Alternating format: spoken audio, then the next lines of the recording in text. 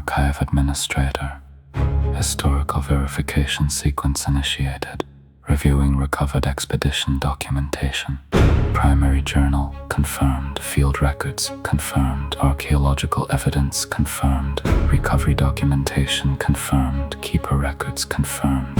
Expedition designation: Northern Medical Expedition. Year of expedition: 1579. Mission classification: confirmation of ancient ruins and recovery of ancient medical knowledge.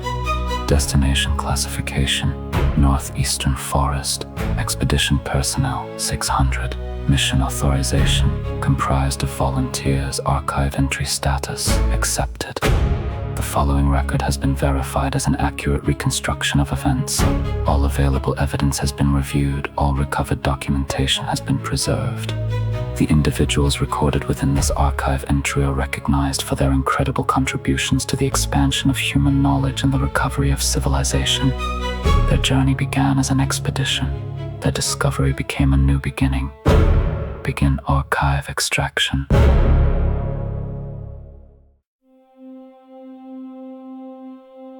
The scholar who fathered civilization. Medical recovery report. Recorded in the year 4592. Narrated by Senior Archivist Nathaniel Ward, Infinite Archive. Among all the expeditions undertaken during the early centuries of the Second Age, few are remembered with greater reverence than the Northern Medical Expedition of the year 1579. It sought no treasure. It claimed no territory. It marched beneath no banners of conquest. Its purpose was knowledge. Knowledge believed capable of relieving suffering on a scale never before imagined. The expedition began with a single keeper of records. His name was Elias Thorne. Like all keepers, he had sworn to preserve the memory of humanity and protect every fragment of knowledge entrusted to his care. For many years, his work consisted of copying aging manuscripts, preserving damaged relics, and recording the history of his settlement. Then, during the final days of winter, a collection of weathered documents arrived from traders returning from the northeastern coast. Individually, the fragments appeared insignificant. Most were incomplete. Many were badly damaged. Some contained only scattered words that had survived the passage of nearly 2 millennia. Yet, as Elias carefully copied each fragment, he noticed something no one else had seen. Again and again, the writings described vast centers devoted entirely to healing. Places where countless learned men and women studied disease. Places where the sick traveled from distant lands in search of hope. Entire districts dedicated not to commerce, government, or war, but to the preservation of human life. No settlement of the Second Age possessed anything comparable. Elias became convinced that these fragments all pointed toward the same forgotten city. If he was correct, somewhere beneath the forests of the northeastern continent rested one of the greatest concentrations of medical knowledge ever assembled by the ancients. The journey would demand more people than any scholarly expedition had ever attempted. It would require months of preparation. And few believed such an undertaking could ever succeed.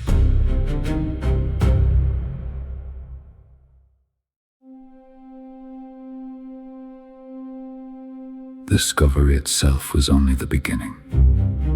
Possessing the fragments was one thing. Convincing others they mattered would prove far more difficult. Elias Thorne spent the first weeks making copies of every surviving page. He refused to trust a single original to the dangers of travel. By hand, he reproduced every visible word, every symbol, every surviving illustration, and every margin note that time had not erased. When the copies were complete, he began the long journey from settlement to settlement. Every evening he presented the same evidence, the same fragments, the same careful conclusions. He never claimed certainty, only possibility. He spoke of cities unlike any known in the Second Age. Places where healing had not been the work of a single village healer, but the purpose of entire districts. He argued that if even a fraction of those records remained, the knowledge they contained could change countless lives. Many listened respectfully. Few believed him. Some elders warned that too many expeditions had disappeared pursuing stories that grew larger with every telling. Others argued that every able-bodied man sent north was one less hand to harvest crops, repair homes, or defend their settlements. Several keepers of records questioned whether the surviving fragments truly described a single place at all. They suggested Elias had mistaken unrelated writings for one continuous account. He accepted every criticism without anger. Each objection forced him to strengthen his own reasoning. Each debate revealed another weakness in his evidence. Night after night, maps were unfolded across wooden tables, fragments were compared by candlelight. Arguments continued until the fires burned low. Some meetings ended with encouragement. Many ended with disappointment. Yet Elias never altered his conclusions simply to win support. He understood that knowledge preserved through exaggeration could not be trusted. If the expedition was ever to leave, it would have to be built upon evidence strong enough to survive honest scrutiny. Slowly, the conversations began to change.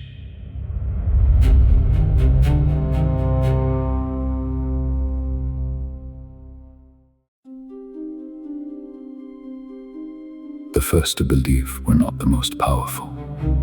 They were those who had spent their own lives preserving knowledge. Several keepers of records requested copies of Elias Thorne's findings. Weeks passed as they examined every fragment for themselves. They compared handwriting, studied surviving maps, and searched their own collections for matching references. Their debates were careful, often heated, always honest. In time, a small number reached the same conclusion. The evidence was incomplete, but it was too compelling to ignore. One by one, they added their names to Elias's proposal. Their endorsement carried weight that no single keeper could have achieved alone. Letters bearing their seals traveled in every direction. Settlements that had refused to listen now agreed to hear the evidence. The conversations grew larger. Village halls filled with elders, healers, craftsmen, and ordinary citizens. Questions came from every corner of the room. How far would they travel? How many seasons would they be gone? What if nothing remained? What if the ruins had already been searched generations before? Elias answered every question with the same honesty that had earned the respect of his fellow keepers. He promised no miracle. He guaranteed no discovery. He spoke only of possibility. He reminded every gathering that nearly every important recovery of the Second Age had once been dismissed as impossible. If knowledge was never pursued because success could not be guaranteed, then humanity would forever remain prisoners of what it already knew. Those words spread farther than the expedition itself. Keepers repeated them while teaching apprentices. Healers shared them with neighboring villages. Traveling merchants carried the story from market to market. Long before a single wagon had been built, people across the northern settlements had begun speaking of the proposed expedition. It was no longer the dream of one keeper of records. It was becoming a cause shared by many. For the first time, volunteers began to step forward. Not because they expected riches, not because they sought fame, but because they wished to help recover knowledge that might one day save lives, long after their own names had been forgotten.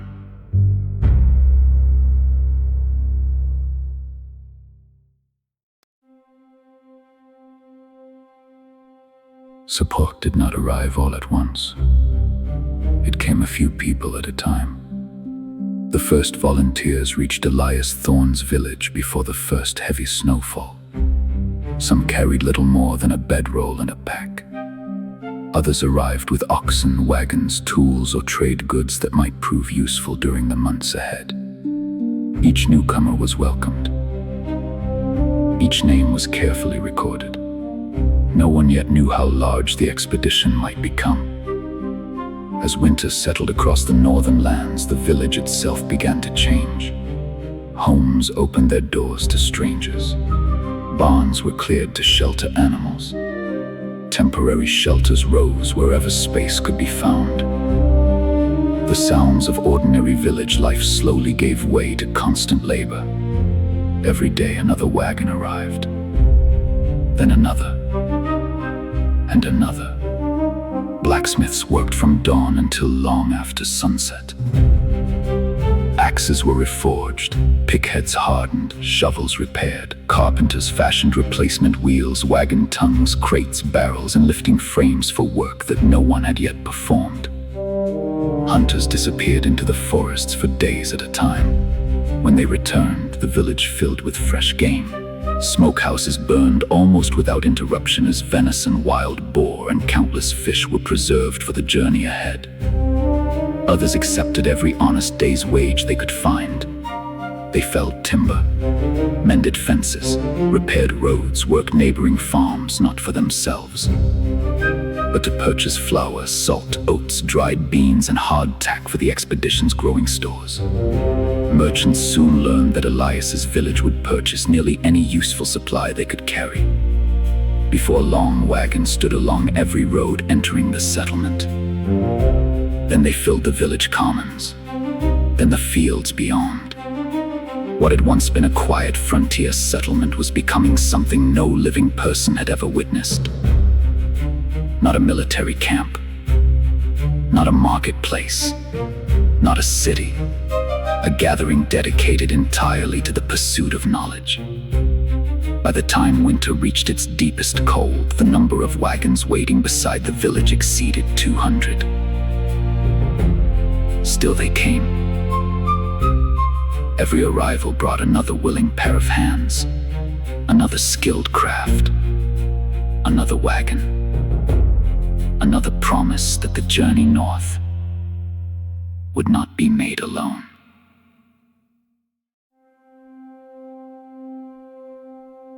The final months of winter became a season of unending preparation. By then, the expedition no longer belonged to Elias Thorne. It belonged to the Second Age. Every sunrise revealed another task that had to be completed before spring. No one believed that more than 600 people could simply gather and depart. Every mile of the journey would depend upon the work accomplished before the first wagon rolled north. Children proudly accepted responsibilities of their own. They gathered dry grasses, cedar bark, birch bark, pine resin, and fine wood shavings. Under the watchful eyes of their elders, they tied thousands of carefully prepared tinder bundles. Every bundle represented another night's fire, another warm meal, another chance to survive. The women labored from dawn until long after darkness settled across the village. Bread ovens rarely cooled. Hardtack was baked continuously until warehouses filled with neatly stacked crates. Vegetables were dried and preserved. Meat was salted. Strong spirits were brewed and distilled in quantities unlike anything the settlement had ever attempted. Previous recoveries had taught that these spirits greatly reduced corruption within wounds and preserved delicate medical specimens. Though few understood why, centuries of experience had proven their value beyond question. Throughout the village, needles rarely rested. Heavy cloaks, wool blankets, mittens, spare boots, trousers, shirts, sleeping rolls. Every garment was measured, stitched, repaired, and packed for people many of the seamstresses would never meet. The men worked wherever strength was needed most. Bowyers crafted spare bows from seasoned hardwood. Fletchers produced thousands of arrows for hunting along the journey. Blacksmiths forged replacement axes, chisels, knives, nails, and wagon fittings until their forges glowed through the night. Wheelwrights inspected every wagon again and again, replacing any axle or spoke that showed even the slightest weakness. No failure would be acceptable hundreds of miles from home. The surrounding settlements soon abandoned the idea of merely supporting the expedition. They became part of it. Each week new caravans arrived carrying flour, oats, salt, leather, timber, rope, iron, lantern, oil, tools, blankets, seed, livestock, and oxen. Some remained only a few days before returning home. Others stayed for the remainder of the winter, adding their hands to the work. The village itself seemed to grow with every passing week. Where quiet streets had once stood, rows of wagons now stretched toward the horizon. Storehouses overflowed. Temporary workshops filled every open space. The ringing of hammers had become as familiar as birdsong. Even after sunset, the work continued beneath lantern light. No one asked whether the expedition would succeed. That question had already been answered by the thousands of hands preparing for its departure. Now only one question remained. Would they be ready when spring finally arrived?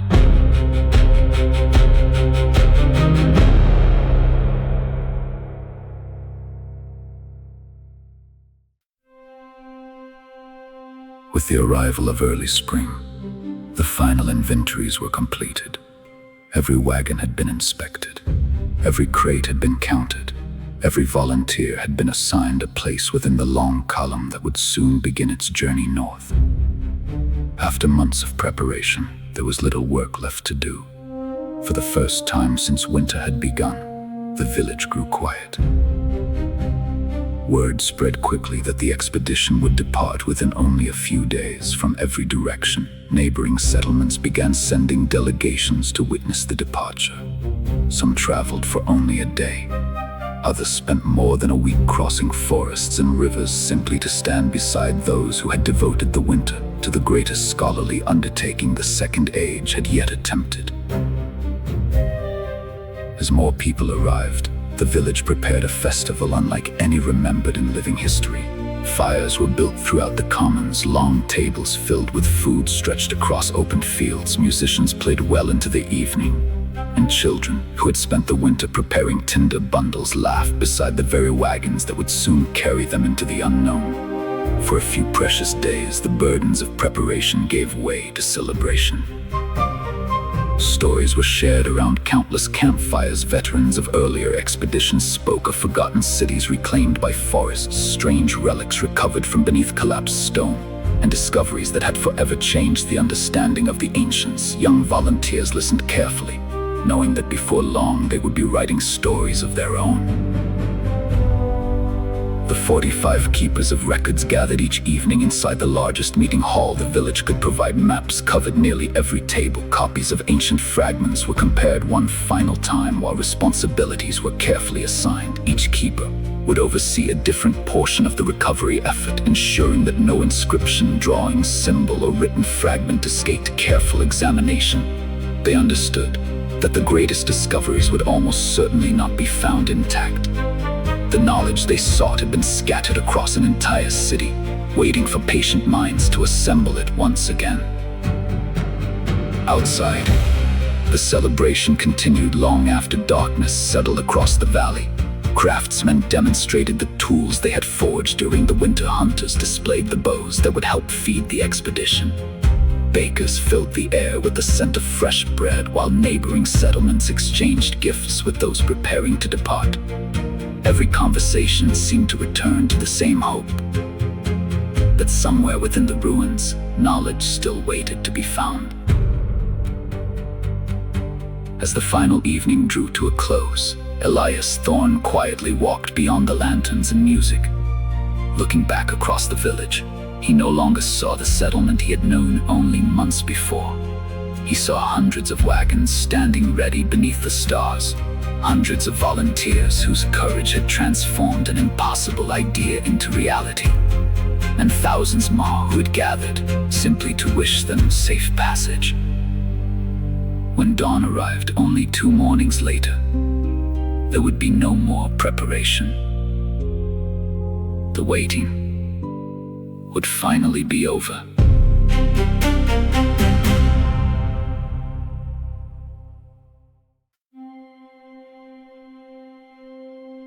The departure had been planned for many months, but its exact day remained uncertain until the final weeks of winter. The expedition faced an enemy that no amount of preparation could overcome. Once the frozen ground softened beneath the warming sun, hundreds of heavily laden wagons would sink into mud deep enough to halt the journey before it had truly begun. Every calculation pointed toward the same conclusion. They would have only a narrow window to leave. Each morning, experienced woodsmen and farmers walked the surrounding roads before sunrise. They tested the ground beneath their boots, examined the melting snow, and watched the rivers for the first signs of spring. Their reports were delivered to Elias before the village had fully awakened. For several days, the answer remained unchanged. The frost still held. Then, one cold morning, they returned with different news. The southern slopes had begun to soften beneath the afternoon sun. The season was changing. If the expedition waited much longer, months of careful preparation could be undone within only a few miles of the village. The order to depart was given that same day. Throughout the settlement, bells echoed from workshop to workshop as every volunteer hurried to complete the final loading of the wagons. Inventories were checked one last time, barrels were sealed, harnesses tightened. Every crate, every tool, every written record, and every recovered fragment was carefully secured for the journey ahead. Before dawn on the appointed morning, the entire village stood awake. Lanterns flickered through the darkness as hundreds of oxen were quietly harnessed to waiting wagons. Frost covered the fields, and each breath drifted into the cold air like pale smoke. The roads remained hard beneath the night's freezing temperatures, offering the expedition the best chance to reach firmer ground before spring claimed the countryside. No shouted commands broke the silence. No drums announced their departure. The moment carried too much weight for celebration. Families embraced those who would soon disappear beyond the northern forests. Friends exchanged quiet words that only they would remember. Many understood that not everyone standing there would one day return. Yet no one spoke of failure. They spoke only of the responsibility they carried. As the eastern sky slowly brightened, Elias climbed onto the first wagon and looked back across the gathering. More than 600 men and women stood ready beside hundreds of supply wagons assembled through months of sacrifice and cooperation. Behind them stretched an even larger crowd of villagers and visitors who'd come from surrounding settlements to witness the beginning of what many already believed would become one of the defining expeditions of the Second Age. For a long moment, no one moved. Then Elias quietly raised his hand. The first team of oxen leaned into their harnesses. Wood creaked. Iron chains tightened. The lead wagon rolled forward only a few feet before the hundreds behind it followed in careful succession. One by one, the great column began to move across the frozen road, its wheels leaving shallow marks in the frost as the first light of dawn reached the valley. The Northern Medical Expedition had begun its journey. No one watching could know whether the answers they sought still waited beneath the ruins of the ancient city. But every person present understood that, whatever the outcome, history had already changed the moment. The first wagon rolled north.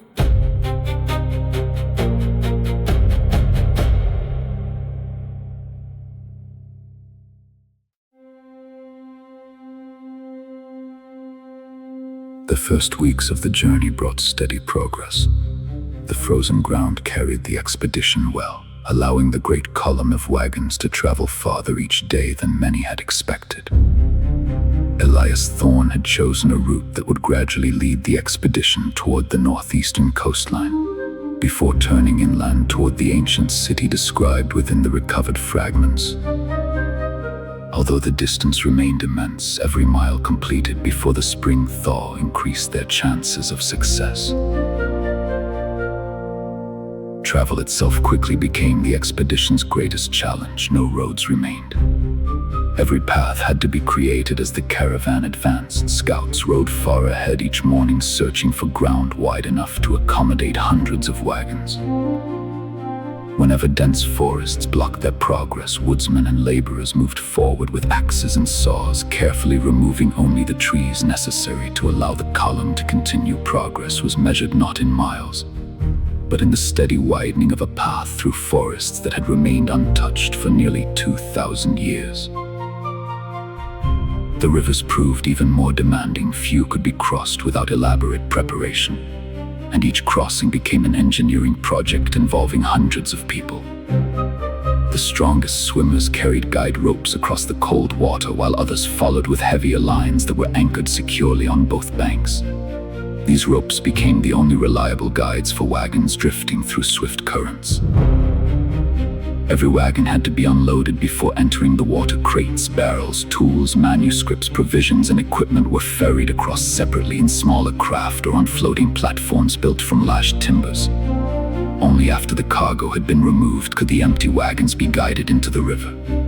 Their wooden construction allowed them to float, but only barely, and dozens of people were required to keep each wagon aligned with the guide ropes, while teams on both banks carefully controlled its movement across the current. Once the wagons reached the opposite shore, the entire process began again in reverse. Every barrel, crate, tool, manuscript, and bundle of provisions had to be carried back into its proper place before the expedition could continue. Nothing was loaded carelessly. The keepers of records insisted that every recovered document and every supply wagon remain carefully inventoried throughout the journey, knowing that a single missing crate might one day prove irreplaceable. The crossings demanded patience above all else. Fires burned continuously on both banks to warm those emerging from the icy water, and to dry clothing before the cold could claim another victim. Blacksmiths repaired damaged fittings, while carpenters replaced cracked timbers, and wheelwrights inspected every axle before allowing the wagons to move again. Hunters and fishermen kept the growing camp supplied, while the rest of the expedition labored from dawn until darkness. A large river could delay the expedition for nearly a week, yet no one complained. Every volunteer understood that haste would destroy months of preparation. The journey north was not a race. It was a test of discipline, endurance, and cooperation. Every successful crossing proved that the expedition possessed all three.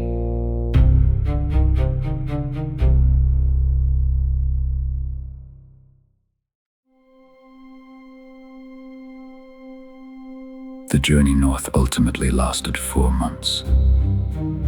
Although the expedition had prepared more thoroughly than any before it, neither preparation nor determination could remove every danger from the wilderness.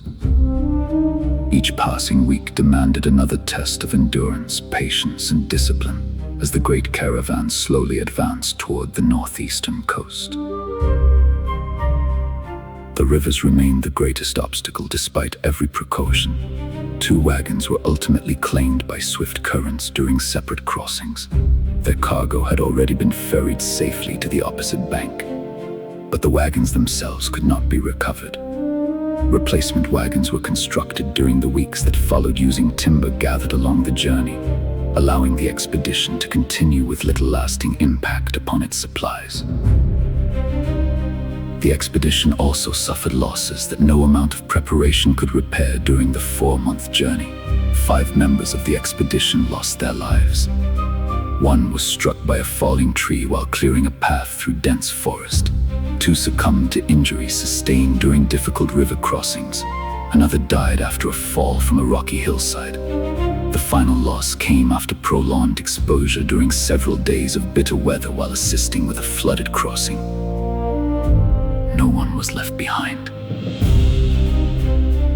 Whenever a member of the expedition died, the entire caravan stopped. A proper burial was conducted regardless of weather, distance, or delay. The 45 keepers of records carefully documented every name, the circumstances of each death, and the exact location of every grave before placing copies of those records among the expedition archives. Every personal possession was treated with equal respect. Clothing, tools, journals, keepsakes, and letters were gathered, carefully inventoried, labeled with the owner's name, and packed separately upon the expedition's return. Each item would be delivered to the family that had entrusted their loved one to the journey. Those quiet ceremonies reminded everyone why the expedition had prepared so carefully throughout the long winter. The months of planning had not removed every danger, but they had almost certainly spared countless lives. The expedition pressed onward, carrying not only its provisions and equipment, but also the memory of those who would never complete the journey they had willingly begun.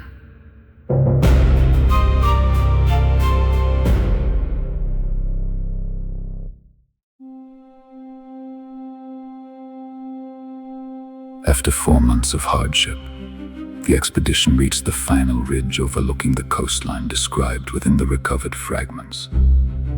Scouts who had ridden ahead returned in silence. They offered no report beyond a simple gesture toward the horizon. The entire caravan climbed the ridge together. Beyond an endless forest stood shapes unlike anything any living person had ever seen. At first they believed they were looking upon distant cliffs rising from the earth. Yet the cliffs possessed impossible forms. Their sides were perfectly straight. Their edges met at angles nature did not create. Even from many miles away, the scholars could see repeating patterns that no mountain could ever possess. Someone quietly whispered the thought that none of them had yet dared to speak. Those were not mountains. They had been built. Silence settled across the ridge. Many removed their hats without realizing they had done so. Others simply stood motionless, unable to comprehend what lay before them. The greatest castles of their own age suddenly seemed insignificant. The tallest cathedrals ever constructed would have reached only a fraction of the height of the broken giants standing beyond the forest. And these were ruins. Time had shattered them. Many had collapsed into enormous hills now hidden beneath ancient forests. Great trees grew from impossible heights. Thick roots descended over smooth gray walls unlike any stone known to the expedition. Strange veins of reddish metal emerged wherever the giant structures had fractured. Birds circled through dark openings high above the forest canopy, while vines disappeared into chambers untouched for countless generations. The city had not defeated nature. Nature had simply waited. Century after century, season after season, the wilderness had slowly reclaimed everything. Only the largest works of forgotten hands still remained visible above the endless sea of green. Many members of the expedition wept openly.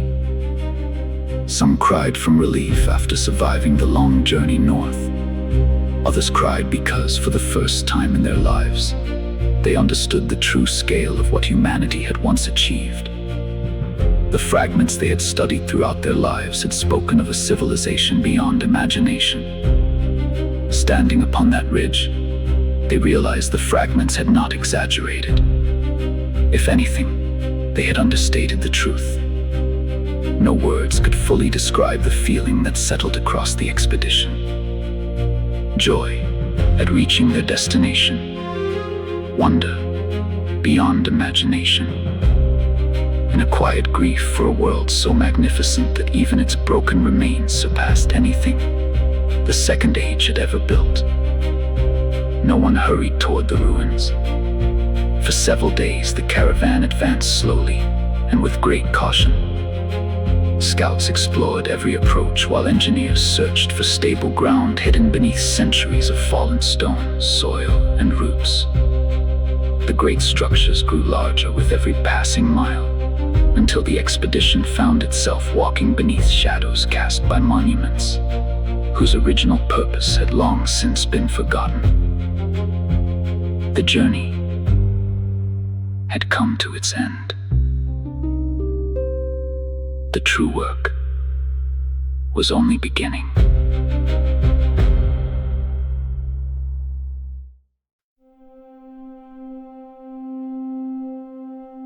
Upon reaching the ancient city, the expedition established only a temporary camp near its outer edge. The scholars refused to rush deeper into unfamiliar ruins before understanding the land around them. For several weeks, exploration parties departed in every direction, carefully mapping the landscape and searching for a location suitable for a permanent base of operations. The city revealed itself slowly. Great avenues appeared beneath centuries of soil before vanishing once more beneath forests. Strange monuments stood among the trees, their purpose impossible to determine. Massive walls emerged unexpectedly from tangled undergrowth, while enormous fragments of forgotten structures rose from the earth like weathered cliffs. Nearly 2 weeks after their arrival, one survey party returned with remarkable news. Deep within the ancient city, they had discovered an immense open meadow unlike anything surrounding it. Towering trees stood scattered across rolling grasslands, while clear streams provided an abundant supply of fresh water. The ground was firm, the surrounding terrain easily defended, and there was ample room for hundreds of tents, workshops, livestock, and supply wagons. After personally inspecting the site, Elias ordered the expedition to relocate. For several days, the great caravan slowly advanced through the ruins, establishing what would become its primary camp. The clearing soon filled with the sounds of hammers, saws, and axes as tents were raised, workshops assembled, storehouses organized, and corrals constructed for the expedition's animals. The new camp would become the center of every future exploration. It was during these first days of construction that another astonishing discovery was made. While clearing brush and fallen stone near the edge of the meadow, laborers uncovered the top of a broad stairway descending into the earth. The steps disappeared into darkness. Believing they had discovered the entrance to some ancient structure, a small party descended carrying lanterns, ropes, and marking chalk. The air below was cold and strangely still. Every sound echoed through the darkness. The stairway ended within an immense chamber, unlike anything they had yet encountered. Broad stone walkways extended in opposite directions before fading into darkness. Vast openings disappeared beneath the earth, their true size hidden beyond the reach of the lantern light. Water filled much of the chamber. In many places it reached the explorers' waists. The floor beneath the muddy water could not be seen, and every step had to be tested carefully. Fallen stone, twisted fragments of reddish metal, and centuries of accumulated debris lay concealed beneath the surface farther ahead. The passages vanished into complete darkness, while others had collapsed beneath the weight of time. The explorers advanced only a short distance before turning back. The danger was too great. The flooded passages could not be drained. The collapsed sections could not be cleared. The expedition possessed neither the tools nor the knowledge required to reclaim whatever lay hidden beneath the earth. Yet the discovery forever changed their understanding of the ancient city. It had not simply risen higher than anything built in their own age. It had also descended beneath the ground. Above them stood the broken giants reclaimed by forests. Below them rested another forgotten world, sealed beneath darkness, water, mud, and centuries of silence. Standing once more beneath the open sky, the scholars realized that they had not arrived at the end of their journey. They had only reached the threshold of a civilization far larger than any of them had ever imagined.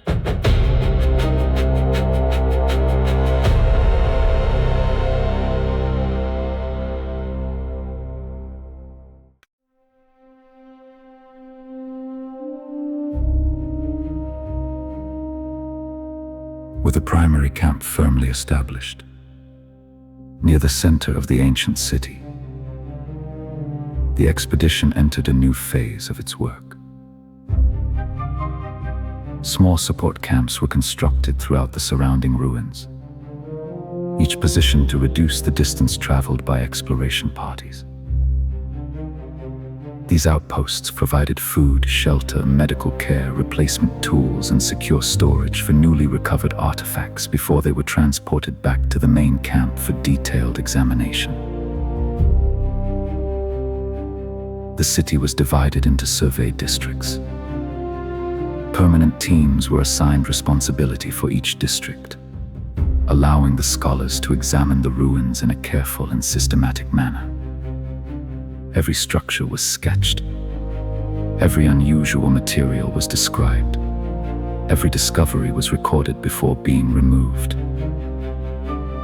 Progress was slow. Entire days often passed without anything that appeared remarkable. Almost without warning, the expedition began uncovering objects unlike anything they had ever seen.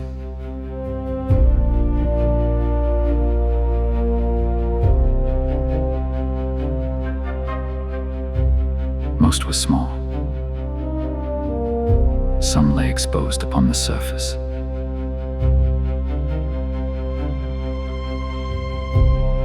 Others were found buried beneath layers of soil that had accumulated over centuries. Many appeared ordinary in shape. Small containers, hollow vessels, boxes, fragments of unknown purpose. What astonished the scholars was not their design. It was the material itself. Unlike wood, it had not rotted. Unlike leather, it had not decayed. Unlike iron, it showed no trace of rust.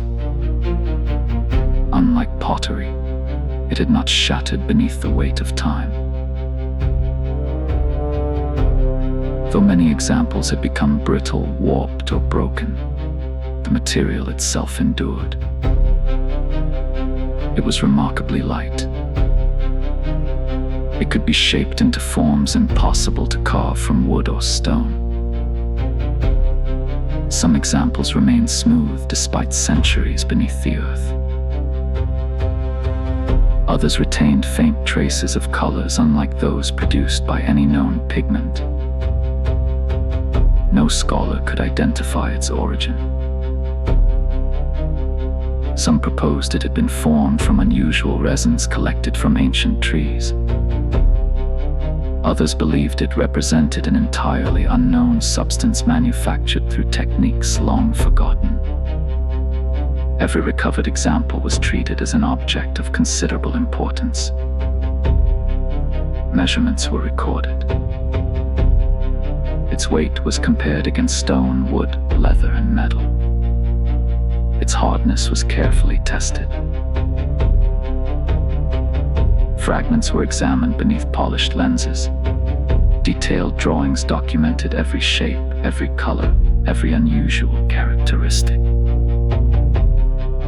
The vessels themselves revealed little. Their purpose remained uncertain. Yet the strange material from which they had been made suggested that the ancients possessed knowledge entirely absent from the Second Age. The scholars concluded that they had not merely discovered a collection of curious objects. They had uncovered evidence of a material unknown to their civilization. Whether it had once been rare or commonplace, one could yet determine. Its existence alone hinted that the world of the ancients had been even more advanced than the expedition had first imagined. And this was only the beginning. As the months passed, the work of surveying the ancient city continued without interruption. The network of support camps expanded steadily across the ruins. New trails connected each camp to the primary settlement, allowing suppliers recovered artifacts and written reports to move safely throughout the growing expedition. Every week brought hundreds of new observations, gradually transforming scattered sketches into the first complete maps of the forgotten city. Then everything changed. One afternoon, a scouting party reached the highest surviving structure yet discovered. Though much of its upper portion had long since fallen, the immense ruin still rose above the surrounding forest, believing the height would provide an improved view for mapping. One of the scouts carefully climbed its weathered interior, ascending broken stairways and unstable chambers until he could climb no farther. From that great height, he looked west across the endless forest. What he saw defied every expectation. The ruins did not end. The city continued in every direction. The expedition had spent months exploring what they believed to be the ancient city. Instead, they had uncovered only a small portion of it. Then the scout turned toward the east. A broad river that crossed the landscape, another immense concentration of broken structures stretched toward the distant horizon. Tower after tower emerged above the trees, some leaning with age, others reduced to little more than jagged silhouettes against the sky. Beyond the final line of distant ruins, the horizon itself seemed to disappear. There was no forest, no hills, no mountains. Only an endless expanse that reflected the light of the afternoon sun. Water, as far as the eye could see. The scout remained frozen for several moments before beginning his descent. He returned to the primary camp before nightfall, breathless from exhaustion, insisting that the expedition's leaders climb the tower themselves. Few believed him. Many assumed fatigue had clouded his judgment. Yet by sunrise the following morning, a small party had already departed. One by one, the scholars reached the summit. One by one, they fell silent. Before them stretched the greatest body of water any of them had ever imagined. The old stories had spoken of seas so vast that no shore could be seen from the opposite side. Standing atop the ruined giant, they realized those stories had spoken the truth. Word spread quickly through the expedition. Men and women who had traveled 4 months through wilderness now volunteered for the climb, simply to witness the impossible with their own eyes. Throughout the following days, small groups made the careful ascent, standing quietly upon the ancient ruin as they looked toward the endless water. For many, it was the first time they truly understood how immense the world had once been. The ancient city was larger than they had dared imagine. The world beyond it was larger still.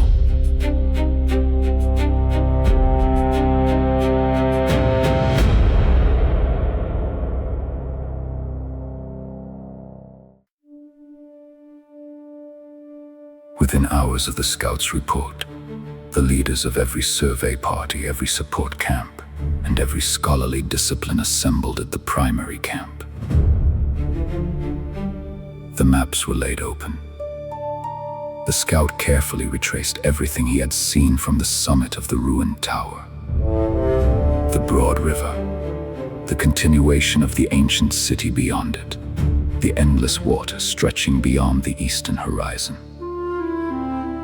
The discussion lasted long into the evening. Only one conclusion emerged. The expedition had not yet reached the true heart of the ancient city, nor had it fulfilled its responsibility to document the greatest natural feature ever described in the surviving records of the ancients. If the sea truly lay beyond the ruins, it had to be seen, it had to be studied. It had to be recorded for every generation that would follow. The decision was unanimous. The expedition would move. Every support camp would be dismantled, every wagon repacked, every workshop relocated. The entire expedition would advance as deeply into the ancient city as conditions allowed before establishing a new center of operations from which both the remaining ruins and the distant shoreline could be explored. No objections were recorded. There were none to record. The desire to see the endless water had spread throughout the camp almost as quickly as the scouts' original report. Many admitted they had spent the previous night unable to sleep, wondering whether the stories told since childhood could truly be real. Some had imagined the sea as an enormous lake. Others believed no body of water could possibly stretch beyond the horizon. Soon they would discover the truth with their own eyes. For the first time since leaving home, the expedition no longer marched only in search of forgotten knowledge. It also marched toward a wonder that generations had known only through stories. The following morning, campfires were extinguished. Tents came down. The wagons were loaded once more. For the second time in its history, the great expedition formed into a single column and began moving through the silent ruins. This time, it did not travel toward the unknown. It traveled toward the edge of the world, as they understood it.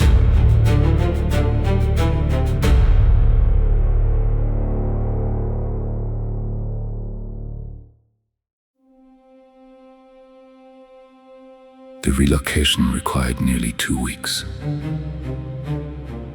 The expedition advanced cautiously through the ancient city, moving between broken giants reclaimed by forests while wagons followed routes marked by the survey parties.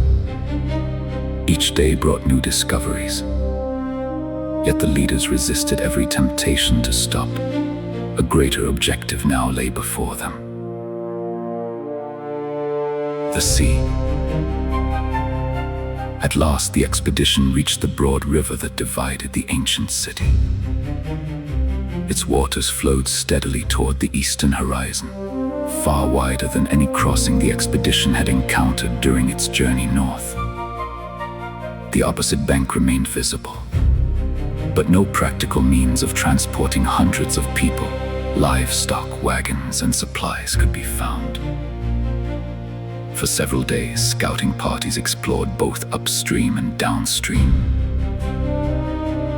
Most locations were quickly rejected.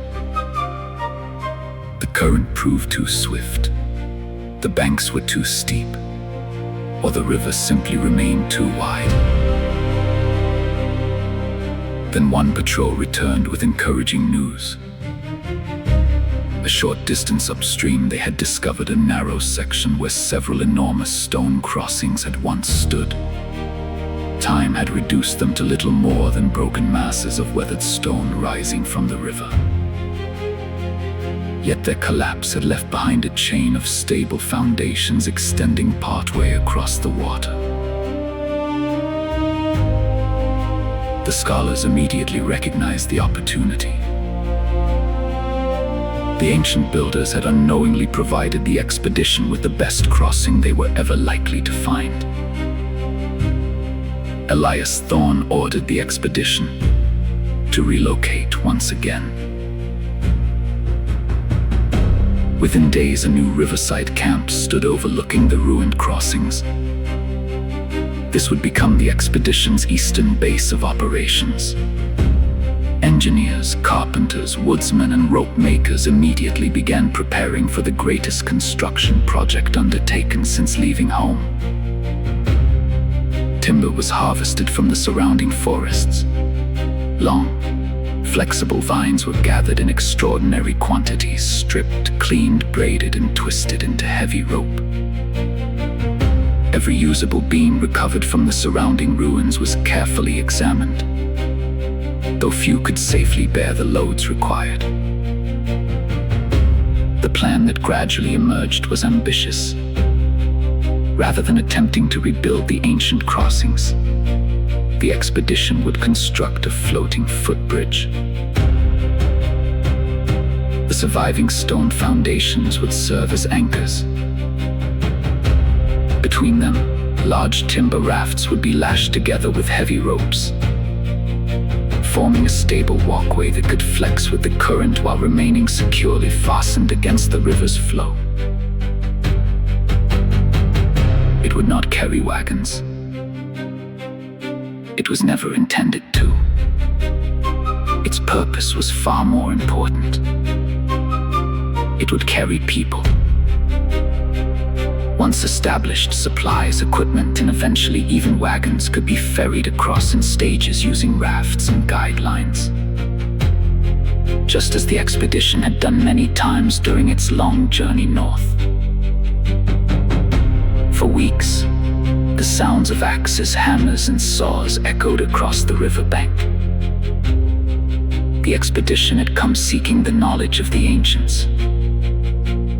Now, standing among the ruins of one civilization, they prepared to leave behind an engineering achievement of their own.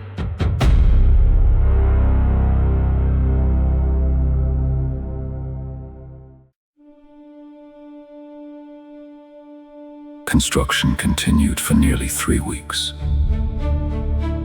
Day after day, carpenters shaped heavy timbers while rope makers twisted hundreds of lengths of vine into thick, durable cables.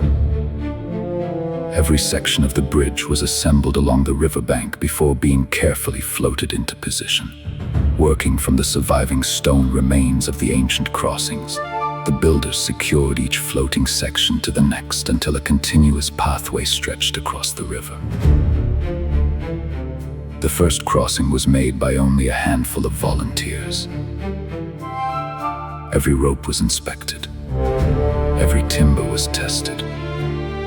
The bridge shifted gently beneath their feet as the current pressed against its supports, yet it held.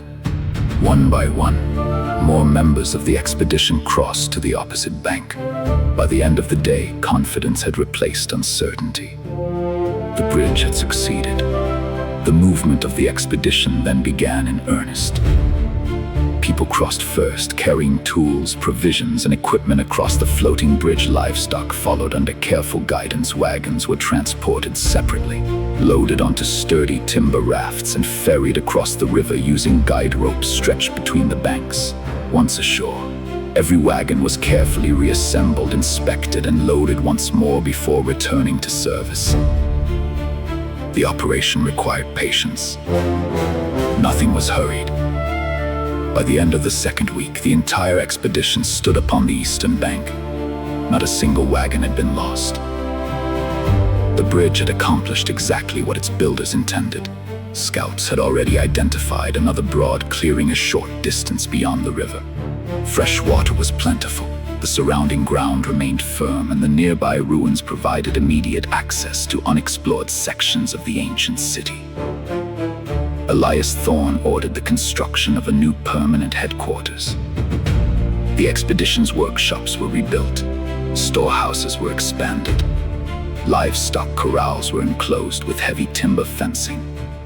Additional shelters were constructed for scholars, craftsmen, healers, and the growing collection of recovered artifacts. Defensive watch posts overlooked both the river and the surrounding ruins, while the floating bridge remained under constant guard to ensure the expedition's lifeline to the western bank remained secure.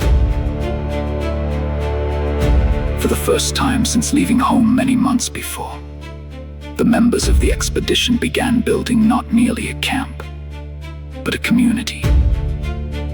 The river no longer marked the edge of their progress. It marked the beginning of the next chapter. Beyond the new headquarters lay the unexplored eastern districts of the ancient city.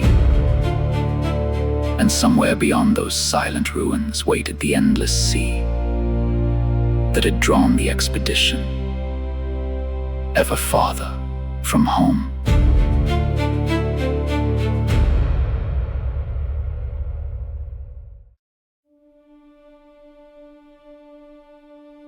The establishment of the Eastern headquarters marked a turning point in the history of the Northern Medical Expedition. For the first time since leaving home, the expedition no longer measured its success by the distance it traveled. Instead, it measured its success by the knowledge it gathered. The river had been crossed. The permanent headquarters had been built. Now a new challenge remained: the sea. Although the endless water lay only a short distance beyond the eastern districts of the ancient city, the route passed through dense forests, collapsed buildings, unstable ground, and countless unexplored ruins. A daily journey between headquarters and the shoreline would consume valuable time and expose scholars to unnecessary danger. The solution was simple. The expedition would build a road. Surveyors carefully marked the safest route from the headquarters towards the coast. Trees were felled, brush was cleared, loose stone was removed, streams were crossed with simple timber bridges. Steep embankments were reshaped until wagons could safely pass. Within weeks, a permanent road began to emerge through the forgotten city. The work did not end there.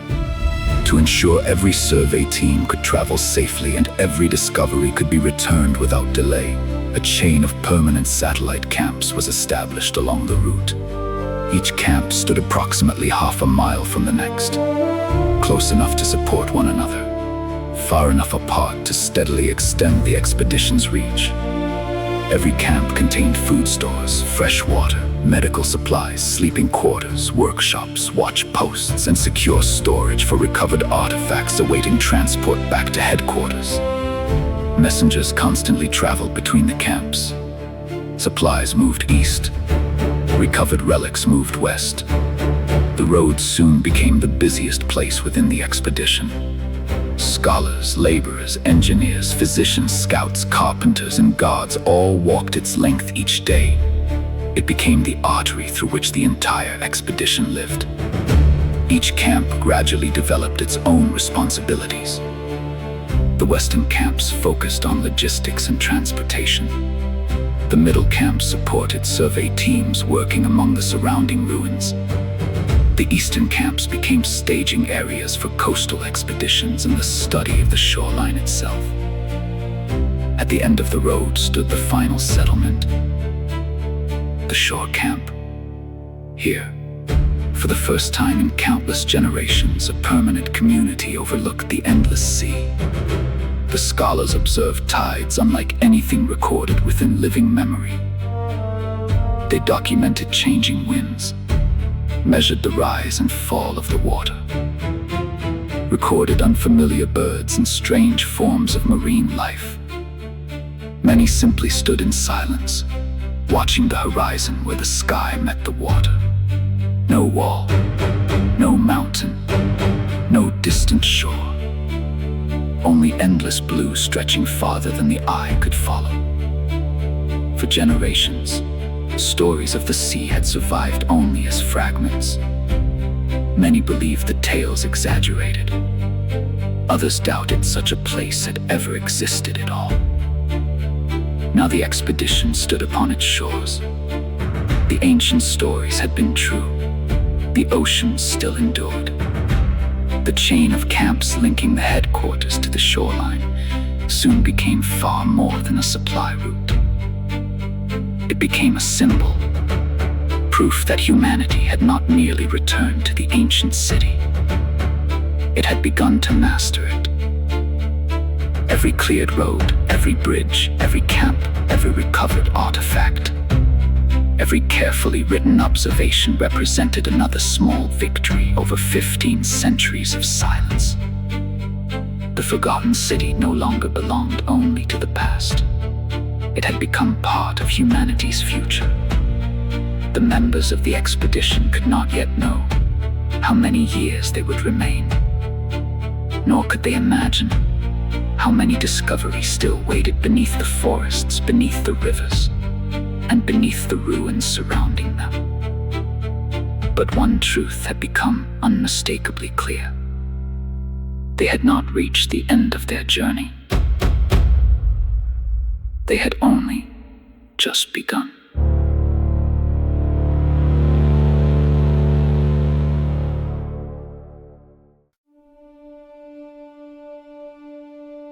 With the permanent headquarters established and the chain of satellite camps stretching from the river to the sea, the leaders of the Northern Medical Expedition assembled to review the state of their mission.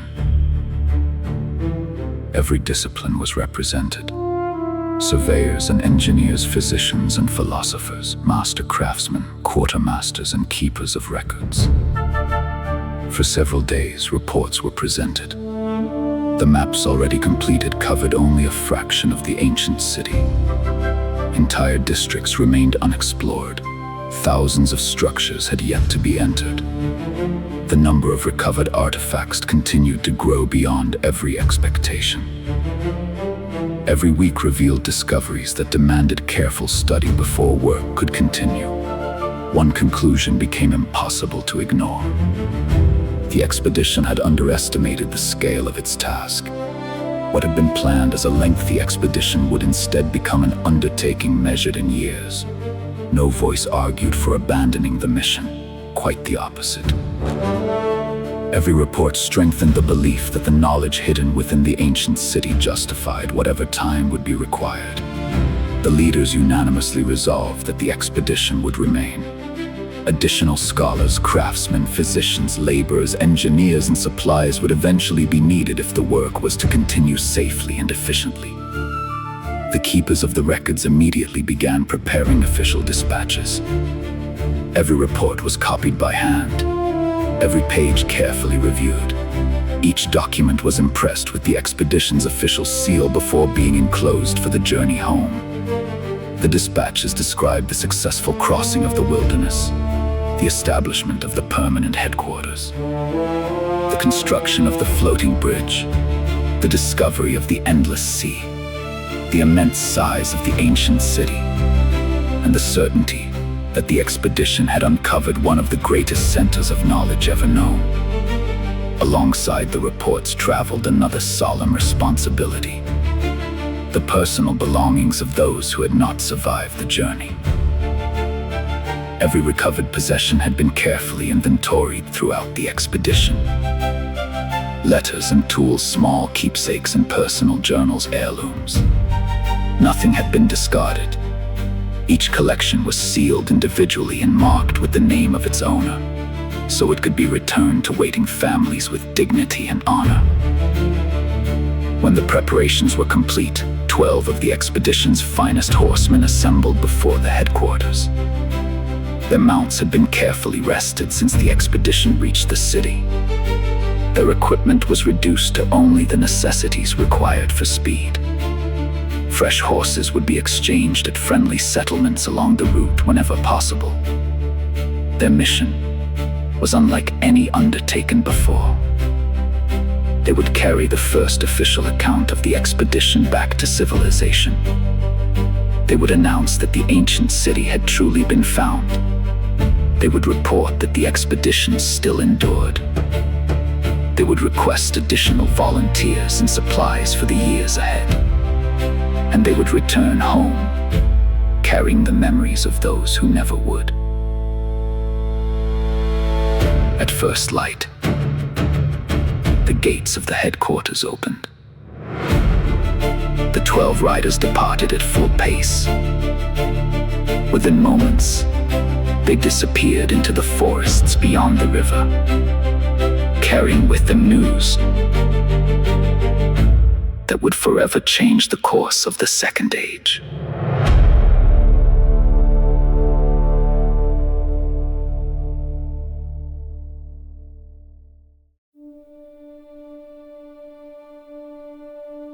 Summer slowly gave way to autumn.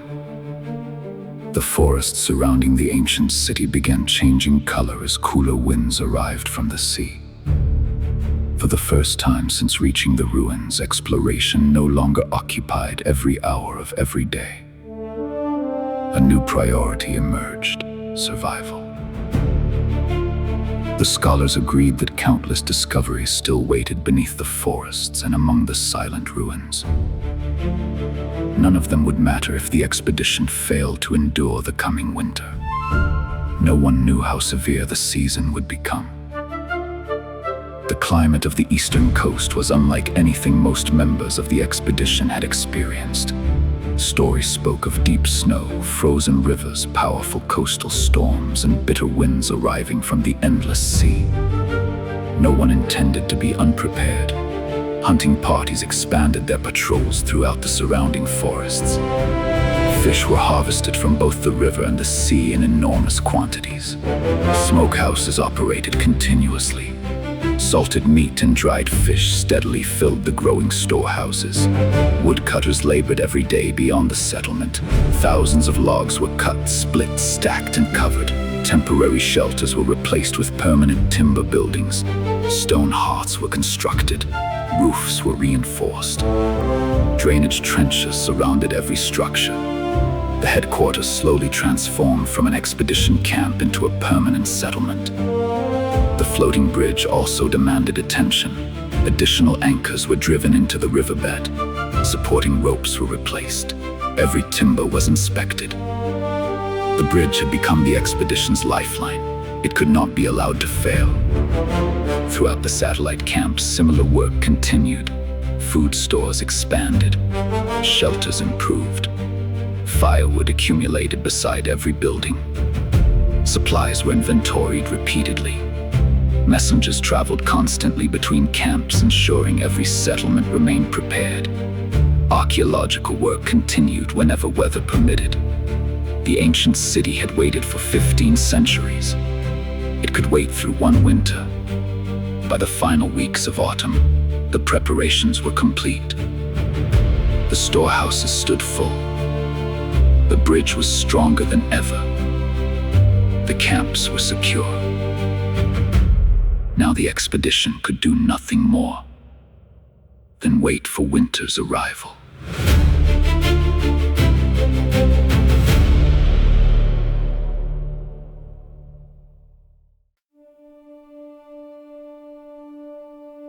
Winter announced itself without mercy. The first great storm swept inland from the sea, burying roads, satellite camps, and much of the ancient city beneath deep snow. Along the shoreline, the wind became the expedition's greatest enemy. It never seemed to stop. Day and night, it drove freezing air through every crack in every building. Even the strongest shelters trembled beneath its force. The members of the expedition crowded together around their hearths. They slept shoulder to shoulder beneath layers of blankets and cloaks. The fires were never permitted to die. Outside, crews worked tirelessly to protect the livestock. Heavy timber walls were constructed around the corrals to serve as windbreaks. Additional shelters were built wherever possible. Despite every effort, some animals succumbed to the relentless cold. Whenever one was lost, it was immediately butchered. Nothing was wasted. Its meat helped sustain those still fighting to survive. The preparations made during autumn proved invaluable. The preserved food prevented starvation. The reinforced bridge withstood every storm. The permanent buildings remained standing. Most valuable of all were the countless cloaks, mittens, blankets, and heavy garments generously donated by the northern villages before the expedition departed. Many had believed the expedition carried more winter clothing than it could possibly need. By midwinter, every spare garment had found an owner. Extra blankets covered the sick. Additional cloaks protected those assigned to night watches. Mittens were repaired again and again until little of the original material remained. Without those gifts, many more lives would have been lost. Even so, winter claimed 5 members of the expedition. Their names were entered into the official record. Their belongings were carefully preserved for their families.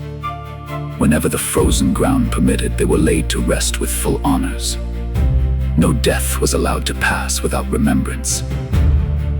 As the weeks became months, life within the camps settled into a difficult routine.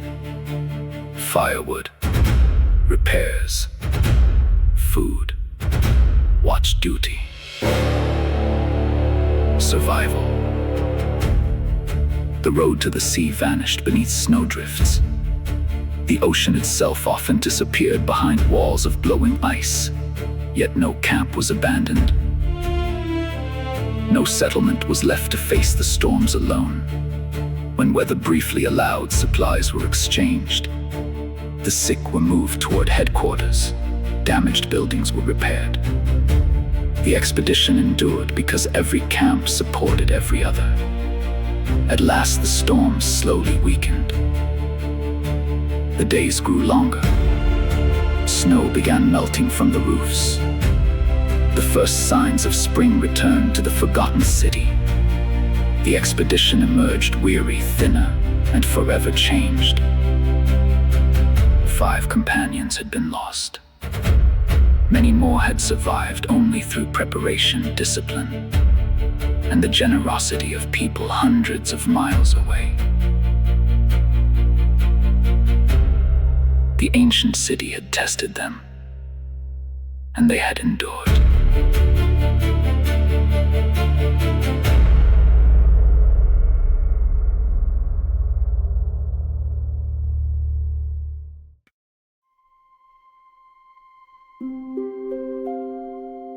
The arrival of spring brought more than warmer weather. It brought relief. Snow gradually disappeared from the roads connecting the headquarters to the sea. The river broke apart, carrying great sheets of ice toward the ocean. For the first time in many months, every satellite camp could once again communicate freely with the others. The expedition had survived. The cost had been great, but the settlement still stood. Attention immediately turned toward the future. The previous winter had taught a difficult lesson. Fish and game alone could never sustain a permanent settlement of this size. If the expedition intended to remain within the ancient city for years, it would have to produce its own food. The leaders agreed unanimously. The first growing season would become the highest priority. Survey parties searched the surrounding countryside for fertile ground. Several broad fields near the headquarters were selected for cultivation. Trees were cleared, roots removed, stones gathered by hand and carried away. The soil was turned using teams of draft animals and simple iron plows. Engineers designed shallow irrigation canals leading from nearby streams, ensuring every field could be watered even during dry weeks. The work demanded nearly every able-bodied member of the expedition. Archaeological exploration slowed once again. The ancient city had waited for 15 centuries. It could wait a little longer. By late spring, the first fields stretched across the landscape. Wheat was planted. Oats followed. Barley filled the larger fields. Beans were sown wherever the soil proved richest. Every seed represented another step toward independence. The settlement no longer hoped merely to survive. It intended to endure. Nearly 3 months passed. The crops slowly emerged from the earth. The irrigation canals performed as intended. The settlement settled into a steady rhythm of farming, maintenance, and limited archaeological work. Then, one clear morning, a lookout assigned to the western watchtower noticed movement beyond the river. At first, he believed it to be a deer. Moments later, he recognized the unmistakable outline of a horse. A lone rider. The scout watched as the rider emerged from the distant tree line and urged his exhausted mount toward the floating bridge. Without hesitation, the alarm horn sounded. After nearly a year without word from home, someone had finally arrived.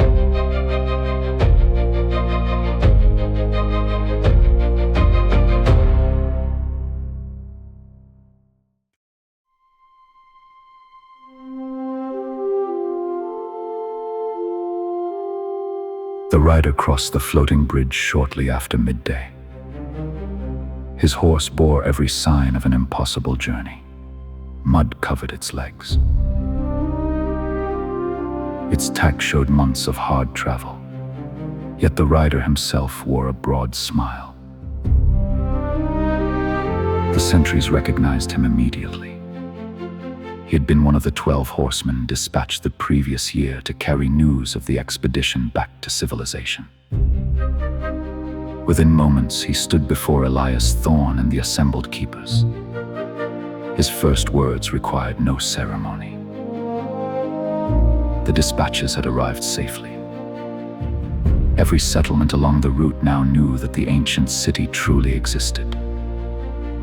The endless sea was real. The expedition had survived its first winter. The reports had spread farther than anyone expected.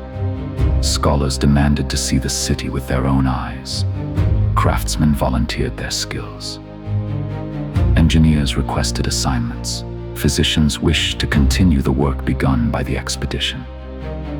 Keepers petitioned to preserve the growing record of discoveries. Then came the news no one had imagined. Help was already on its way. Not merely another expedition, an entire migration. More than 1,000 wagons had departed from the western settlements nearly a month earlier. They carried additional scholars, keepers, engineers, builders, farmers, craftsmen, physicians, blacksmiths, carpenters, laborers, entire families. Many of those already serving within the expedition would soon be reunited with wives, husbands, children, parents, and siblings they had believed they would not see again for many years. The migration also brought the future of the settlement. Hundreds of horses, oxen for heavy work, cattle for breeding and milk, sheep for wool, pigs, chickens, rabbits, seeds, tools, timber, iron, books. Everything required not simply to continue the expedition, but to establish a permanent community. The councils back home had already begun planning the future. Trade outposts would be constructed along the northern road connecting civilization to the ancient city. Fresh supplies would move east. Recovered knowledge would move west. Additional settlers were expected to follow as the route became safer and more established. The ancient city would no longer stand alone. For several moments after the rider finished speaking, no one said a word. The realization settled slowly over the gathering. The Northern Medical Expedition had succeeded beyond every expectation. It had not merely discovered a forgotten city. It had opened a road that countless generations would one day travel. As the meeting concluded, one final entry was added to the official record. The expedition would remain an expedition no longer. It had become the foundation of humanity's first great eastern settlement since the collapse.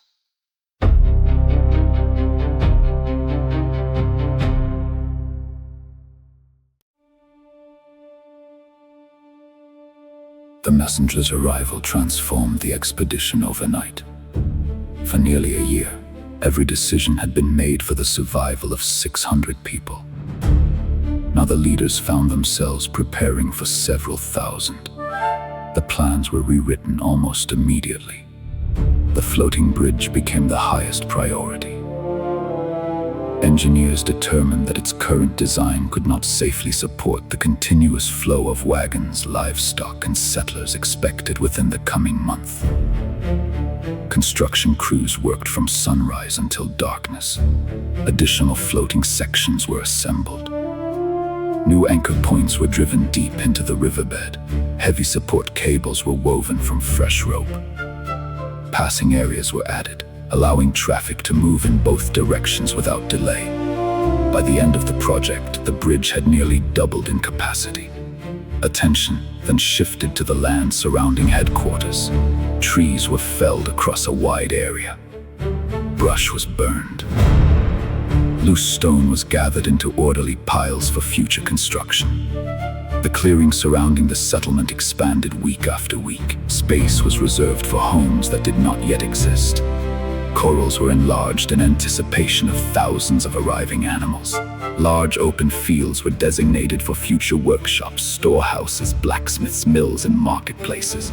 Road crews widened the routes connecting headquarters to the bridge and the satellite camps. Ditches improved drainage. Steep grades were reduced wherever possible. Temporary bridges crossed smaller streams, ensuring the wagons could move without interruption. Meanwhile, survey teams returned to every district explored during the previous year. Permanent wooden markers replaced temporary flags. Safe roads were clearly identified. Dangerous structures received unmistakable warning signs. Collapsed buildings were marked. Unstable streets were avoided. Hidden shafts and tunnel entrances were fenced whenever possible. Detailed maps grew larger with each passing day. For the first time, newcomers would be able to travel through portions of the ancient city without requiring experienced guides. Even archaeological priorities began to change. Artifacts were carefully relocated away from future construction areas. Sites of exceptional historical importance were protected from accidental damage. The keepers recognized that preserving the city's past would now require balancing it against the demands of its future. The expedition had crossed an invisible threshold. Its members were no longer preparing for another season of exploration. They were preparing to welcome the first wave of a civilization. Every tree they cleared, every road they widened, every warning marker they placed would guide generations yet to come. The forgotten city was awakening once more.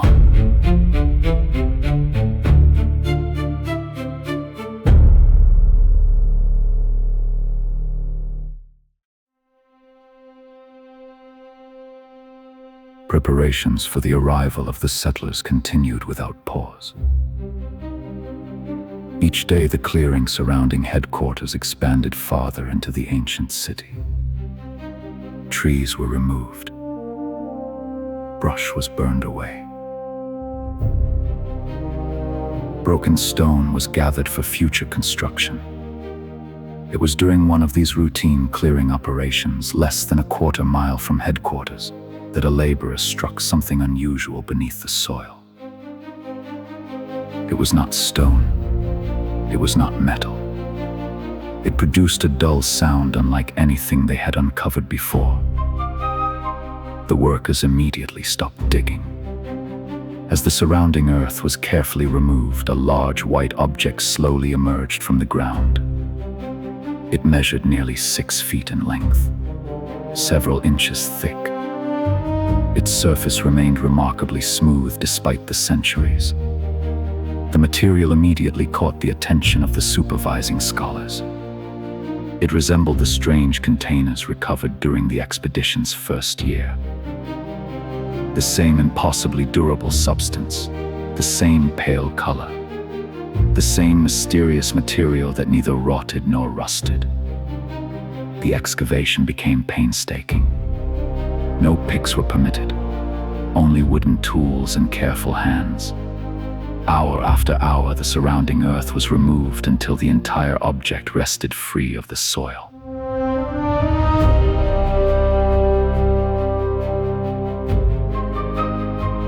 Heavy burlap was wrapped around it. A timber frame was hastily constructed. Dozens of men carefully carried the enormous object back toward headquarters. Word spread quickly. Even before it arrived, Elias Thorne had left his office to meet the procession. The artifact was gently lowered onto a large table inside the keeper's hall. Silence filled the room. No one spoke. Elias stepped forward. For a long moment, he simply stared at the enormous wrapped object before him. Its sheer size was unlike anything the expedition had recovered. With great care, the burlap bindings were loosened. The covering folded away. The room fell completely silent. The object was not plain. Embedded within the smooth white surface was a deep blue symbol. A single staff. Around it coiled a serpent. Elias did not move. His eyes widened. His mouth slowly fell open. No words came. He knew that symbol. He had seen fragments of it before. Tiny illustrations preserved on damaged documents recovered years earlier. The emblem that had inspired physicians to dream of a forgotten center of healing. The emblem that had ultimately led to the creation of the Northern Medical Expedition. For the first time since arriving at the ancient city, they were no longer searching for clues. They were standing before proof. The headquarters they had built, the roads they had cleared, the fields they had planted, had all been established beside the very place they had come to find. Without realizing it, they had been living in the shadow of the greatest medical institution of the ancient world.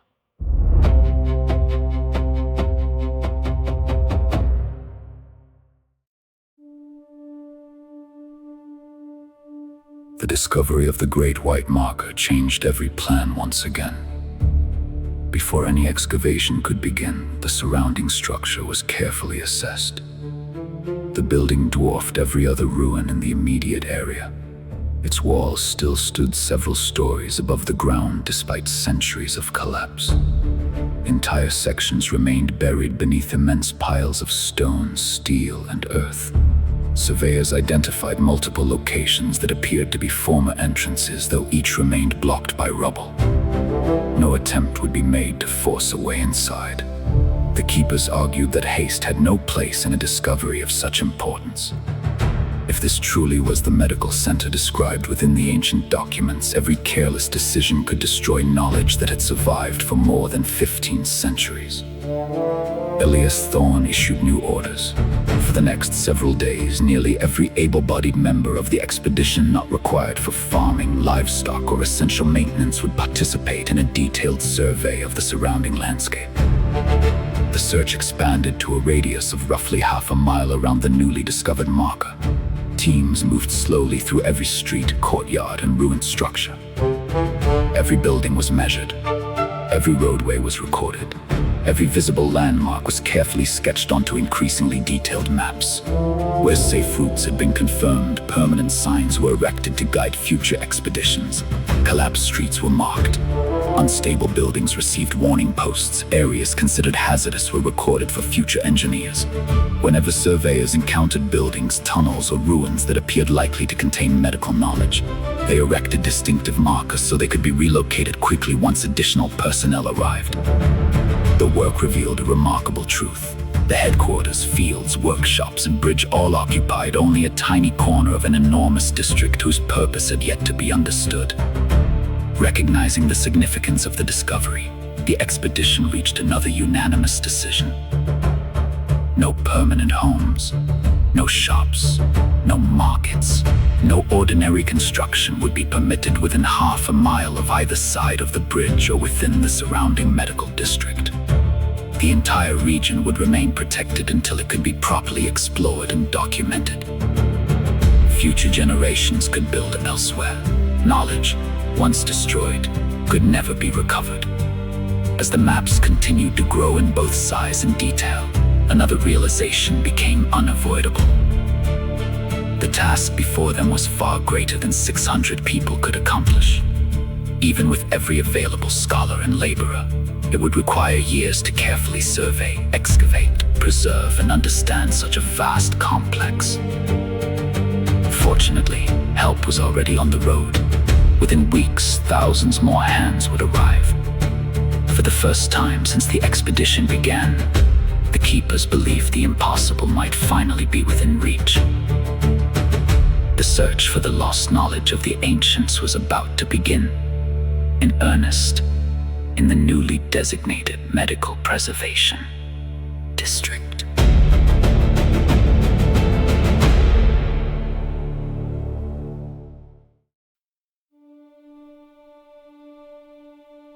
With the Medical Preservation District formally established, the expedition's priorities shifted once again.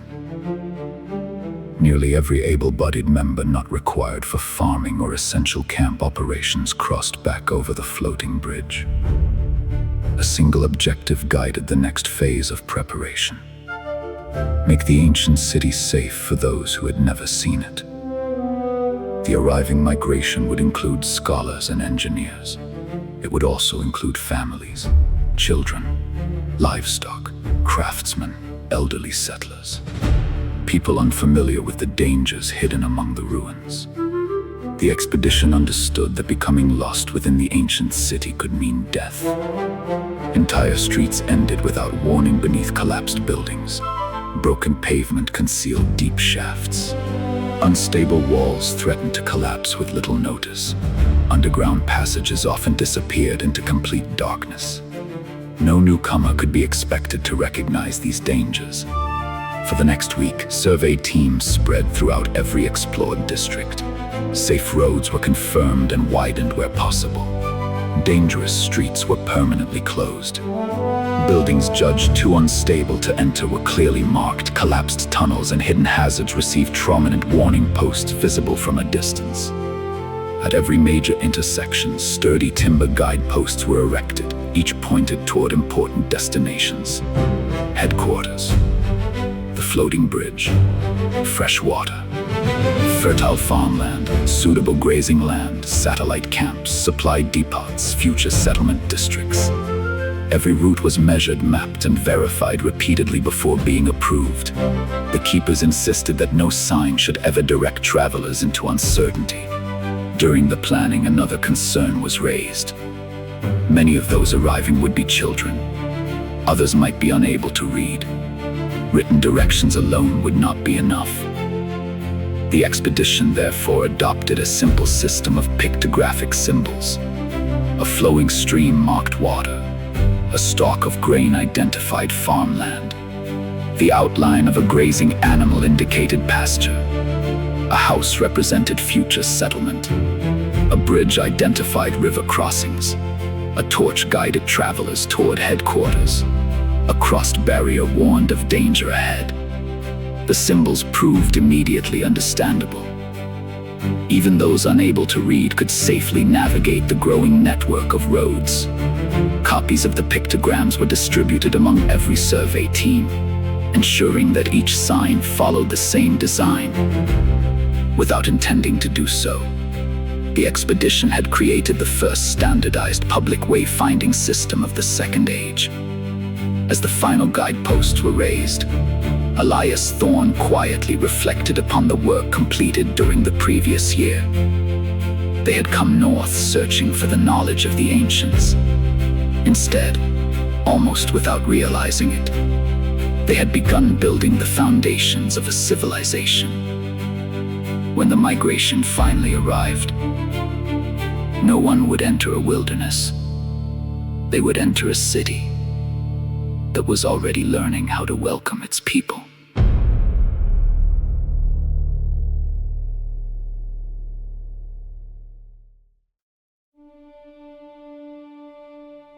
The first wagons appeared shortly after sunrise. One after another, they crossed the floating bridge that had occupied so much of the expedition's labor during the previous weeks. Soon the line stretched beyond the horizon. More than 1,000 wagons entered the ancient city. Scholars, craftsmen, farmers, builders, physicians, engineers, keepers, entire families. The expedition that had arrived the previous year was no longer alone. The reunions were emotional. Parents embraced children they had not seen for many months. Husbands and wives found one another once again. Friends believed lost to distance met beneath the shadow of the forgotten city. For a brief time, work gave way to celebration. Then the building began. Following the guideposts prepared by the expedition, families dispersed through the designated settlement districts beyond the medical preservation district. Safe roads carried wagons efficiently through the ruins. Marked hazards were avoided. Fresh water, fertile farmland, and grazing land were quickly occupied according to the carefully prepared plans. The new settlers immediately began raising homes, barns, workshops, and storehouses. The sounds of axes, saws, and hammers echoed through streets that had been silent for more than 15 centuries. Cooperation became the foundation of the settlement. Families exchanged timber for stone. Builders traded labor for livestock. Blacksmiths repaired broken tools in exchange for food. No one possessed everything required. Together, they possessed enough. Specialized craftsmen soon recognized opportunities offered by the surrounding landscape. Glassmakers established their furnaces near the coast where abundant sand could be gathered for melting. Nearby, brickmakers settled where rich clay deposits could be worked into bricks for the growing settlement. The two industries naturally developed beside one another, supplying materials that would shape the city's future. Not everyone entered the city. Before reaching the bridge, one group of approximately 40 settlers requested permission to remain behind. Scouts had discovered an extensive pine forest several miles west of the city. Recognizing its value, the council approved the request. The group established a permanent woodland camp dedicated to producing pine pitch. The sticky black resin quickly proved indispensable. It waterproofed roofs, protected bridges and buildings from moisture, sealed barrels, preserved wooden tools, supplied torches, coated rope. Even before the settlement's first full year had ended, specialized industries were beginning to emerge. Within only a few weeks, the abandoned ruins had become something entirely new. Children played along newly marked roads. Smoke rose from hundreds of chimneys. Fields expanded beyond the original farms. Livestock grazed in carefully selected pastures. Trade began flowing between workshops, farms, and the growing settlement. Yet at the center of it all, beyond the marked boundary posts, the medical preservation district remained quiet. No homes rose within its borders. No markets crowded its streets. The ancient buildings waited patiently. The city of the ancients and the city of the Second Age now stood side by side. One preserved, one growing, each destined to shape the other for generations to come.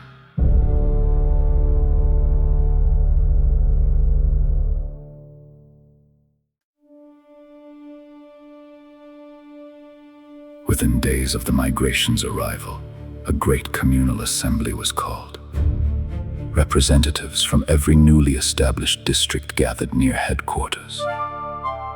The keepers who had traveled with the migration arrived carrying chests filled with carefully preserved records.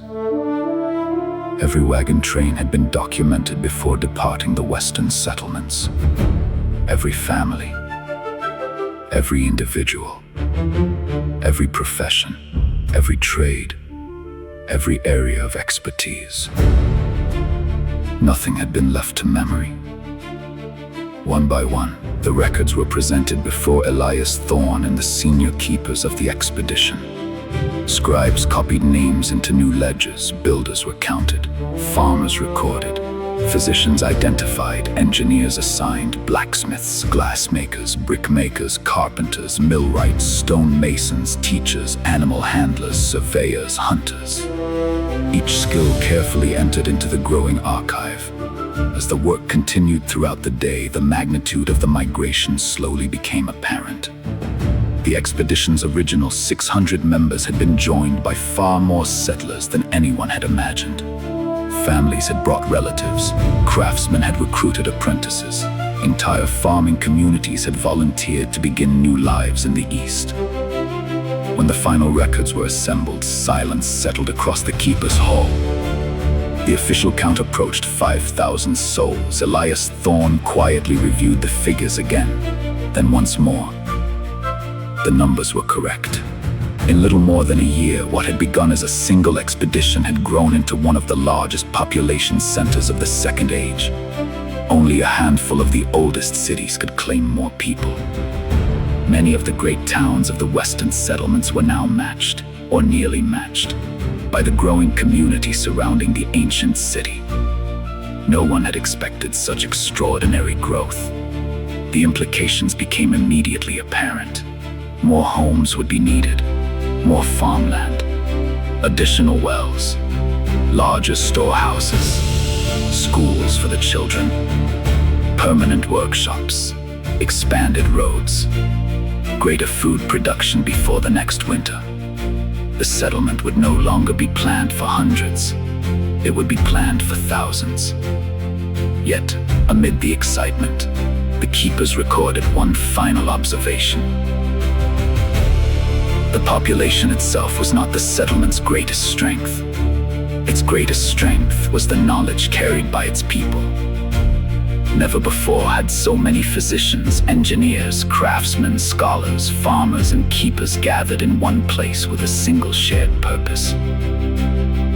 For the first time since the collapse, humanity had assembled not merely to survive, but to rebuild. And beneath the quiet ruins of the medical preservation district, the greatest discoveries of the ancient world still waited for them.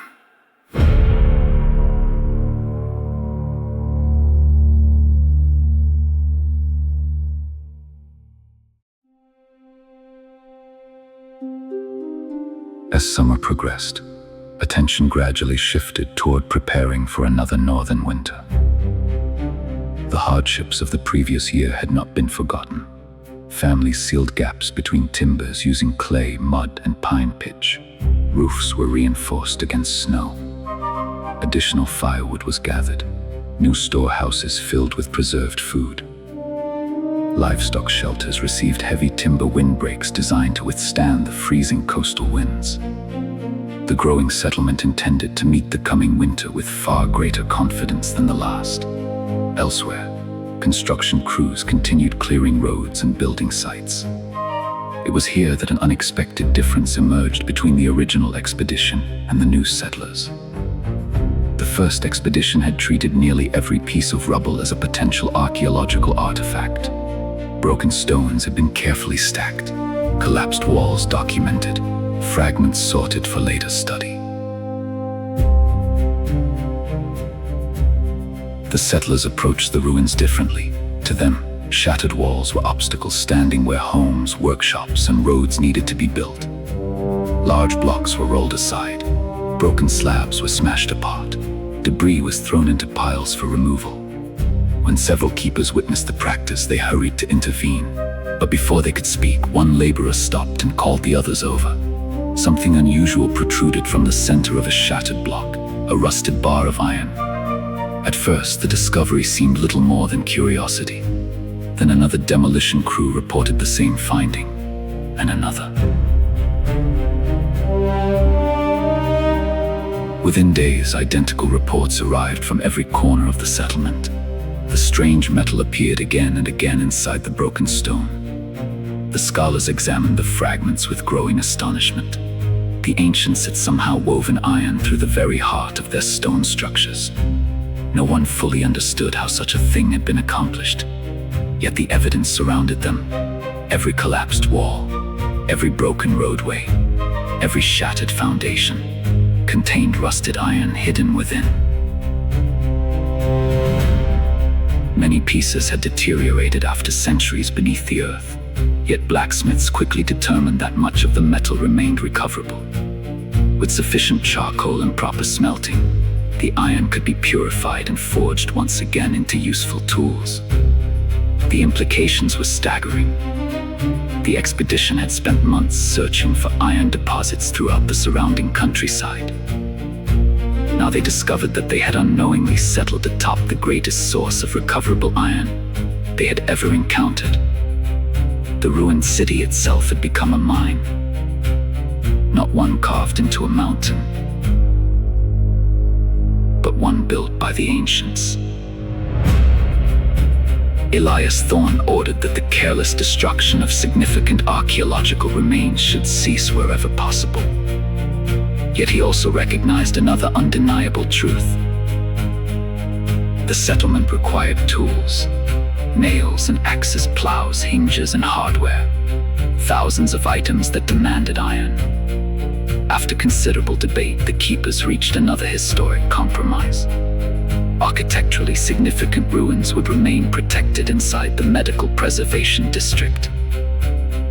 Collapsed debris beyond those protected boundaries could be carefully dismantled, documented, and reclaimed. Nothing of historical importance would be destroyed without record. Nothing useful would be wasted. Within days, surveyors identified suitable locations for a series of blast furnaces. Charcoal production expanded. Stone foundations were laid. The settlement prepared to begin recovering the iron of the ancients. For generations, humanity had searched the earth for metal. Now they discovered that an entire forgotten civilization had already gathered it and left it waiting beneath their feet.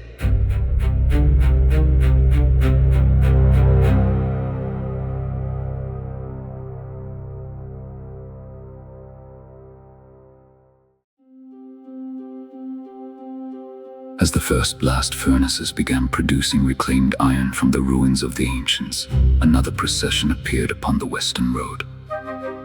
This caravan was smaller than the great migration that had preceded it, yet it remained enormous by every measure. More than 300 wagons, approximately 2,500 additional settlers, more horses, more oxen, more cattle, more sheep, more goats, more pigs, more chickens. The city welcomed every one of them. Among the new arrivals was another profession the settlement had long needed: several hundred experienced fishermen. The waters surrounding the ancient city had already proven rich with life, but until now only a handful of expedition members had possessed the knowledge or equipment to harvest them efficiently. Within days, fishing camps appeared along the shoreline. Boats returned each evening heavily laden with their catch. Smokehouses worked continuously. Salting houses expanded. For the first time, the sea itself became one of the city's greatest providers. As the newcomers were counted and entered into the keeper records, another milestone quietly arrived. The settlement's population had grown to approximately 7,500 people. Only a short time earlier, such a number would have seemed unimaginable. Now it stood equal to the largest cities of the Second Age. The expedition was no longer an expedition. The settlement was no longer a colony. It had become a city. Its roads stretched across districts once occupied only by silent ruins. Its workshops rang with industry. Its farms continued expanding across the surrounding countryside. Its harbors supplied food from the sea. Its furnaces transformed the forgotten iron of the ancients into the tools of a new civilization. The rapid growth created new responsibilities. No single council could oversee a city of such size. Elias therefore announced a new system of administration. Senior keepers were appointed as permanent overseers of the expanding districts. Each became responsible for maintaining records, settling disputes, supervising construction, coordinating excavations, and ensuring that the laws protecting the medical preservation district were faithfully observed. Though each district possessed its own overseer, all remained accountable to the Central Keeper Council at headquarters. The system brought order to a city growing faster than anyone had believed possible. Surveyors immediately began dividing the settlement into official districts. Maps were updated once again. Road names entered the records. public storehouses assigned, workshops registered, future neighborhoods reserved before construction could begin. Every decision reflected the same philosophy that had guided the expedition from the beginning. Growth would never come at the expense of knowledge.